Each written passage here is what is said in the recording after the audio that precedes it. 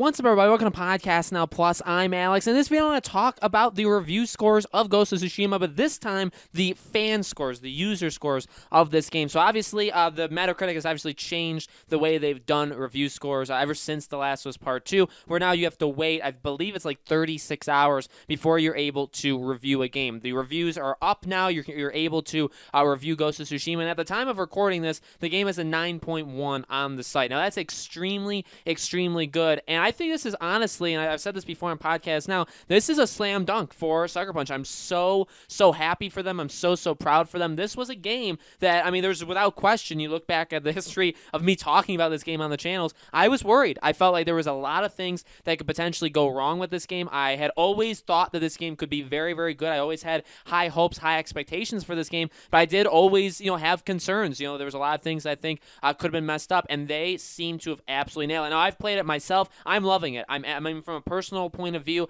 I think this game is really good. It's actually shocking to me how good the game is. Is it very different? Yes. Do you have to kind of change maybe your mindset of this game compared to other games? Yes, and that is why, ultimately, again, what I always talk about with review scores, they are so tough, and it's why I don't like giving review scores, because do you sometimes have to compare it to certain things? Do you have to change how you think of it, your expectations for one thing versus another? You know what I mean? What if a game is part of a franchise? Do you have to review it kind of like in a way you would review the franchise, like for fans of that franchise, or do you review it for everybody? So like things like that is kind of my mindset. Like, how do you do that with games? I think this game definitely, let's say this. It does have problems. I'm not going to say it's a perfect game, okay? It absolutely has definite problems in this game. There are some things that kind of annoy me a little bit, but again, those are kind of small things. In my opinion, they do not take away from the base game, and the scores kind of reflect that. Now, it's kind of not fair to compare it to what happened with The Last of Us Part 2, because I feel like what you had with The Last of Us Part 2 was a lot of mixed feelings, right? You have people that review bombed it, okay? You have people who hated it just to hate it. You had people that hated it for very good reasons, right? We talked about that before on the channel. We have people that really loved the game. You have people that are kind of mixed, like, story was not what I wanted, but you know what? The game felt absolutely amazing. So Last of Us was very all over the place. Ghost of Tsushima, again, user ratings on Metacritic don't mean everything. It's not going to represent necessarily your feel of the game, but, when you see a score like that, and you see a score that I feel like maybe as time goes on, we see the Metacritic is at like an 83 in terms of critics. I feel like maybe it can get to that full like 1-point jump where maybe it's an 83 to kind of eventually like a 93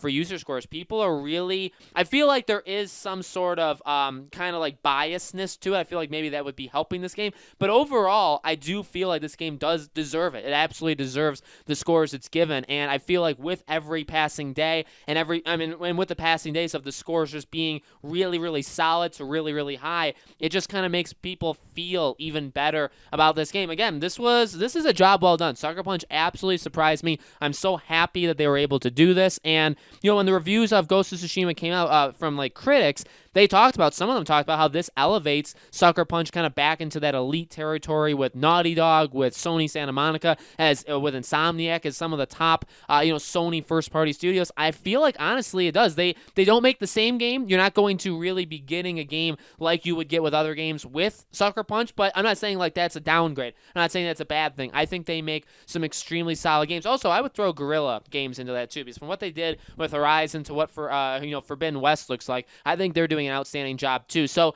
honestly, good news all around. I could not be more happy for Ghost of Tsushima. I'm so glad to see high scores. I'm very glad to see everybody. Honestly, I'm seeing a lot of people say really nice things about it. I feel like, again, are there not actual things wrong with it? No, of course. There are things wrong with it. But with The Last of Us, it kind of got, the short end of the stick deal, where because of the controversial decisions they made, which, by the way, again, I completely get people who hated it, it definitely had that to it, right? You had such a vocal group that hated what they did with the story. Again, that it's your decision to judge those people, but you don't really have that. If Ghost of Tsushima is, to somebody, if it's really bad, I don't really feel like they're going to go out about and scream about. You know what I mean? I also feel like being a first game in a franchise from a studio that's maybe not looked at as well as Naughty Dog and Last of Us. Again, Last of Us Part 2 being part of that Last of Us franchise, with the first game being one of the best games ever created, right? That's going to create some very high expectations.